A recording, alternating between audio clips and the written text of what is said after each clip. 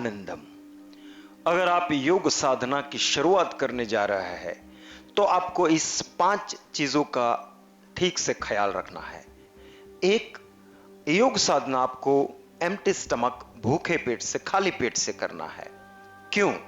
अगर आपने पेट भर के खाना खाया है फिर आप योगासन प्राणायाम करते हैं तो उसी वक्त जठर पर, पेट पर प्रेशर आने की वजह से अनपचा, जो अभी पचा नहीं है ऐसा खुराक जठर में से इंटेस्टाइन में चला जाएगा।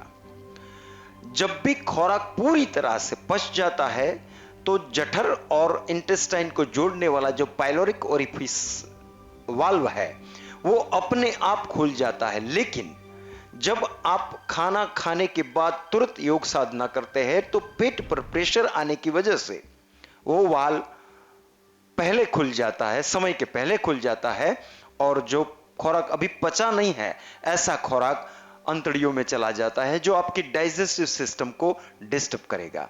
तो पहली बात तो ये ख्याल रखनी है कि आपको खाली पेट से योग साधना करनी है। और जब भी आप योग साधना करते हैं तो आपको अपनी ऊर्जा को अपलिफ्ट करना है, ऊपर की ओर ऊर्ध्व गति देना है। जब आप खुराक खाते हैं तो आपकी पूरे शरीर की ऊर्जा उसको पचाने में लग जाती है, इसलिए ही खाने के बाद हमें थोड़ी नींद आती है। तो खाने के बाद तुरंत योग साधना नहीं करना है। कब करना है? अगर आपने पेट भर के खाना खाया है तो 2.5 से 3 घंटे के बाद आप योग साधना कर सकते हैं। आपने नाश्ता किया हुआ है तो आप 1.5 घंटे के बाद योग साधना कर सकते हैं। अगर आपने लिक्विड लिया हुआ है तो आप 15 मिनट के बाद, आधे घंटे के बाद योग साधना कर सकते हैं। पानी के पीने के बाद आप सिर्फ 5 मिनट के बाद योग साधना कर सकते हैं। तो सबसे पहली बात आपको यह ख्याल रखना है कि आपको खाली पेट से योग साधना करना है। दूसरी बात कि स्नान करने के बाद ही योग साधना करना है आपको। क्यों? स्नान करने से आपके जो पर्स्पिरेटिव पोर्स है वो एकदम ओपन हो जाते हैं, तो आपका जो प्रस्वेद है वो इजीली, शरीर का जो वेस्ट लिक्विड है वो इजीली प्रस्वेद के रूप में बाहर आ सकता है। तो स्नान करने से आपके ये सब स्पोर है, छिद्र है, प्रस्वेद छिद्र, वो ओपन हो जाते हैं। तो स्नान करने के बाद ही आपको योग साधना करना है। और स्नान करना इसलिए भी जरूरी है कि योग साधना में आपको तमस से सत्व की ओर जाना है। इसलिए तो कहते हैं तमसो मा ज्योतिर्गमया। तो आज पूरी रात आप सोए हुए हैं तो शरीर में, मन में तमस आ जाता है। तो स्नान करने से तमस थोड़ा शांत हो जाता है, रजस थोड़ा सक्रिय हो जाता है और सत्व भी अप हो जाता है। तो आपको स्नान करने के बाद ही योग साधना करना है। तीसरी बात, योग साधना करते वक्त आपको एकदम खुले कपड़े पहनने हैं। क्यों? क्योंकि योग साधना में आपको अपने शरीर के पूरे स्नायु को एकदम शिथिल करना है, रिलैक्स करना है।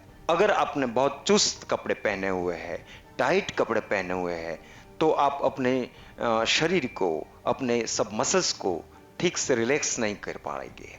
इसलिए आपको एकदम लूज कपड़े पहनने हैं, एकदम कंफर्टेबल ड्रेस पहनना है। ये तीसरी बात। चौथी बात, कौन से वक्त पे आपको योग साधना करना ठीक है?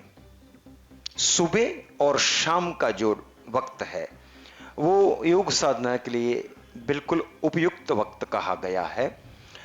सुबह और शाम का जो संधि काल है, सुबह जब रात जाने वाली हो, दिन आने वाला हो, और ऐसे ही शाम को जब रात आने वाली हो, दिन धीरे धीरे जा रहा हो, ये जो संधि काल का समय है वो योग साधना के लिए बहुत अच्छा माना गया है, उसका महत्व बहुत है।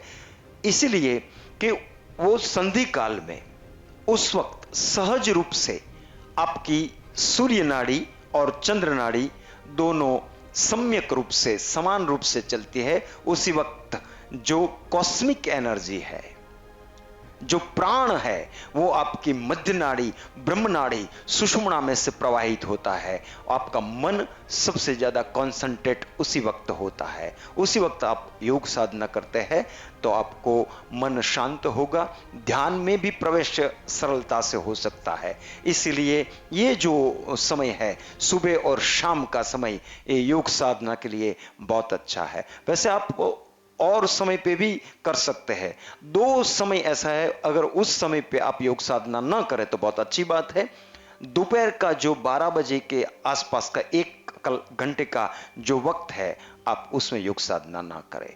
उसी तरह रात के जो 12 बजे का टाइम है, उसी वक्त आप योग साधना ना करें। सबसे अच्छा टाइम है सुबह और शाम का, दिन और रात का संधि काल का जो समय है वो योग साधना के लिए बहुत अच्छा है। तो उसी वक्त के आप योग साधना कर सकते हैं। पांचवी बात का आपको ख्याल रखना है, प्लेस, कौन सी जगह पे योग साधना करना है। अगर आपके घर में एक आपकी स्पेशल जगह है जहां डिस्टर्बेंस सबसे कम हो, ऐसी एक ही जगह आप पसंद करिए कि वहां आपको एक ही जगह पे रोज बैठकर योग साधना करना है। क्योंकि वो जगह पे आपका जो ओरा है, आपकी आभा है, वो हमेशा विद्यमान रहती है। रोज रोज अभ्यास करते हैं नियमितता से तो आपका ओरा उस जगह पे एकत्रित होगा, जो आपको योग साधना में बहुत सपोर्ट करेगा। उसी तरह से आसन कौन सा इस्तेमाल करना है, तो जो प्लास्टिक की मैट है संभवतः उसको यूज ना करें। कॉटन की मैट है, कॉटन का आसन है या कपड़े का आसन है या वो सूखी हुई ग्रास का बनाया हुआ स्पेशल मैट मिलती है, अगर उसका उपयोग किया जाए तो वो बहुत अच्छा है। कपड़े का आसन सबसे ज्यादा अच्छा है। अगर सुतराउ कपड़े का, कॉटन का हो तो ये सबसे ज्यादा अच्छा है। क्यों? क्योंकि वो आपकी ऊर्जा को एक्यूमुलेट करेगा, संग्रहित करेगा। फिर जब भी आप उस पर योग साधना करने बैठेंगे तो आपको जल्दी से मन शांत हो जाएगा, वो आपको सपोर्ट करेगी। आपने सुना होगा कि जब बच्चा छोटा होता है तो एक कोई चादर जो उसकी फेवरेट चादर होती है वो रोज उसको लेकर सो जाता है, उसको भी मालूम नहीं होता क्यों ऐसा करता है। इसीलिए कि उस चादर में उसकी एनर्जी, उसका ओरा हमेशा एक्यूमुलेट रहता है, विद्यमान रहता है। तो जब भी वो चादर लेकर सो जाता है तो उसको एक सुरक्षा का भाव होता है कि अब मैं सुरक्षित हूं, अब डरने की कोई बात नहीं है, अब कोई मेरे साथ है, मेरा जो है। उसी तरह आप जिस आसन पर साधना करते हैं वो आसन में, वो मैट में आपका ओरा, आपकी एनर्जी हमेशा विद्यमान रहती है। तो कभी आपके पास बहुत ज्यादा वक्त नहीं है तो आप सिर्फ 5 मिनट के लिए उस मैट पर बैठ जाइए, आंखें बंद कर लीजिए, वो आपको चार्ज कर देगा। उस पर बैठने से आपका मन बहुत जल्दी से शांत होगा, ध्यान में प्रवेश हो सकेगा जल्दी से, क्योंकि आपने उसे चार्ज किया हुआ है। तो ऐसी ही मैट का आप इस्तेमाल कर सकते हैं।